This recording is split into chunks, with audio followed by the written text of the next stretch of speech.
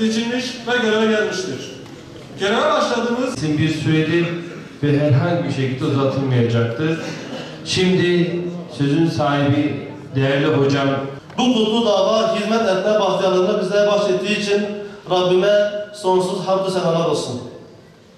Bugün siz değerli kardeşlerimle aynı dava ve ilk günkü kararlılık ve dik duruşla bir araya gelme bahtiyarlığını bahşettiği için Rabbime sonsuz şükürler olsun. Kurulduğu günden bu yana kendini bu ülkeye, bu millete adayan, bu davanın bir neferi olma bahtiyarlığını bahşettiği için Rabbime sonsuz şükürler olsun.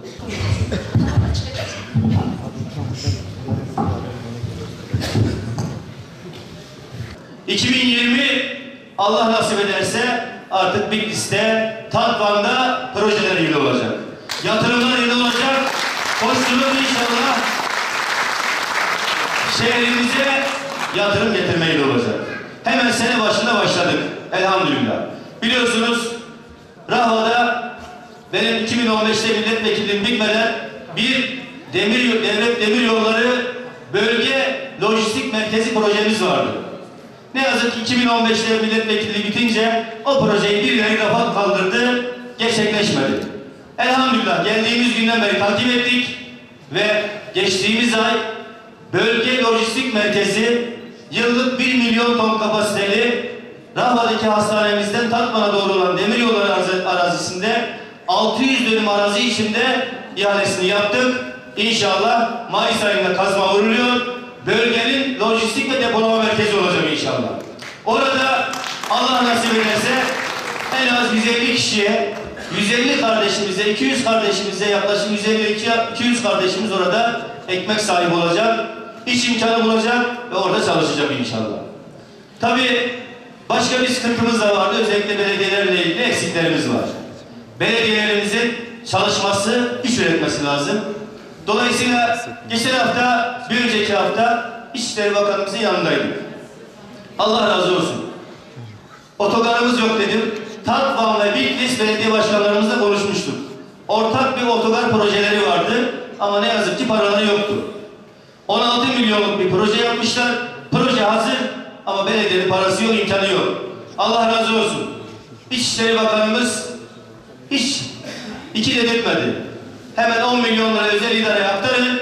Belediyelerimize otogarı özel idareyle ortak olarak inşallah özel idare otogar, belediye, Tatvan Belediyesi, Bitlis Belediyesi özel idare ortaklığıyla yapacakları protokolle ortak bir inşallah otogar yapıyoruz ve Bitlis'in Tatvan'ın ortak işletmesine, hizmetine sunuyoruz inşallah. Allah hayırlı uğurlu etsin. Önümüzdeki hafta projeyi götürecek. Proje hazır çünkü ve nasip olursa inşallah biz bu sene kazmayı vurup belki de bu sene bitirebiliriz, bilmiyorum. Nedir oradaki program? Bu sene biter mi başkan? Bu sene bitmezse önümüzdeki sene biter. Tek başına otogar değil, yanındaki bütün müştemilatıyla Bitlis'e, Tatvan'a yakışan bir otogar olacak inşallah. Diğer taraftan biliyoruz ki Tatvan'da şu anda ulaşım sıkıntıda. Özellikle şehir içi trafiği şu an kilitlenmiş. Onu takip ediyoruz. Ulaştırma Bakanımızla sürekli görüşüyoruz. İnşallah bu sene hem Tatvan şehir geçişi, özellikle şehir geçişi, çevre yolu geçişi ve hastane, devlet hastanesinin özellikle kavşağı bu sene başlıyor, ihale edilmişti, hızlanacak ve Allah nasip ederse bu sene sonuna kadar bayağı yol alacağız. Ulaşımla ilgili sıkıntılarımızı da gidereceğiz. Demem şu ki değerli dostlar, bizler koşturuyoruz. Günümüzün her saatini, mecliste ise mecliste, meclis dışında zaman buldukça bakanlıklara gidip Tatvan için, Bitlis için, ilçelerimiz için ne gerekiyorsa, ne alabiliyorsak bakanlık geziyoruz.